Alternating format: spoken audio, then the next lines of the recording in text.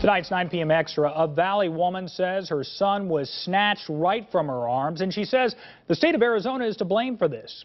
Carey, she says CPS unfairly took her son and then refused to give him back. Right, Fields. The woman you're about to meet, Rachel Sparks, had some medical problems. She says she was taking Cymbalta for pain, and her doctor quadrupled the dose, and that sent her into a deep depression. And that's why CPS initially took her son.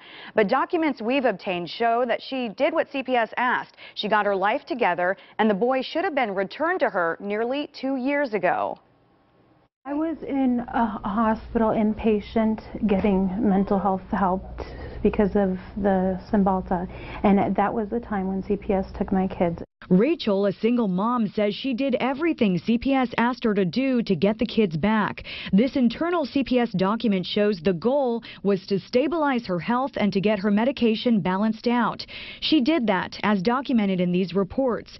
Still, CPS showed up again to take her youngest son, Zachary, who is autistic.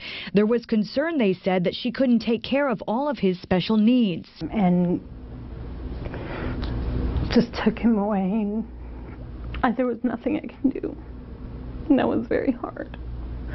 And very traumatic. Some might say, you know, where there's smoke, there's fire. There's allegations being made against this mom. CPS didn't just come out of nowhere. How do you respond to that? I think at the time they came in, they probably had a basis based on the fact that she had been over-medicated by her doctor. But it was what happened next that Valley attorney Linda Vesio says was way out of line. Despite doing everything CPS asked, Rachel Sparks could not get her son back, as months turned into years. Nobody ever told me what I did wrong.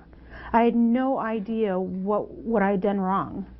To this point, really, it was a medical problem that happened with the Cymbalta. Zachary, according to court documents, was desperate to move back with his mom, and he was becoming suicidal as he was moved from place to place. They tried to place this child with every person but her, despite the fact that we later found out they had a report from 1.5 years ago stating the child should be returned to mom, and they never disclosed it. This report, obtained by 3TV, was written by the very team of specialists assigned to Rachel's case. No risk factors at this time, as client has met her goals above and beyond. So why did it take another 1.5 years and a court order for Rachel to get her son back? Are you alleging CPS withheld evidence? Whether it didn't happen because it got overlooked through negligence or whether it was intentionally withheld, I don't know.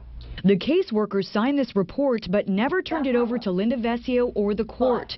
We wanted to get the caseworker's side of the story about this document, but CPS says they cannot comment. It's scary. I'm still scared. You know, not that I've done anything wrong, but it's scary that this can happen to just regular people. Still, Rachel Sparks says she's a survivor, and so are her kids.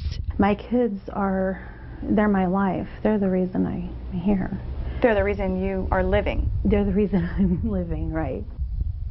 Linda Vesio, the attorney you just heard from, points out that case agents at CPS continue to be overwhelmed, some working as many as 50 or 60 cases at one time. Again, we wanted to ask CPS what happened with this document in this case, and they told us they were unable to talk about it.